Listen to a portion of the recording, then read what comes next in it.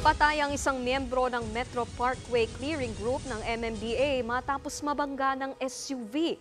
Ang suspect sumubok pang tumakas. Nasa frontline na balitang yan si Hannibal Talete.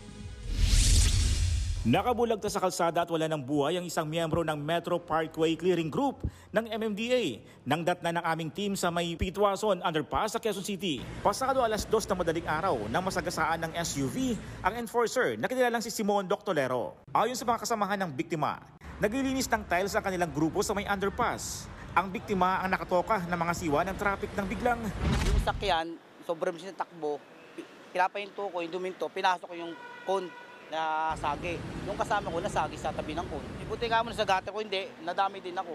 Yung nangangasamaan doon, nadali yung kasama ko. Sa bilis ng takbo ng suspect, maging ang cone ng warning device, nasagasaan at nakaladkad pa. Agad namang hinabol ng mga kasamahan ng biktima ang tumakas sa suspect. Sa lakas ng pagkakabangga kay Doctolero, tumilapon siya ng halos 100 metro. Isinugod pa sa pagamutan ng biktima para mailigtas pero binawian na ito ng buhay. Kitang-kita naman ang bakas ng dugo sa kalsada at side mirror ng sasakyan.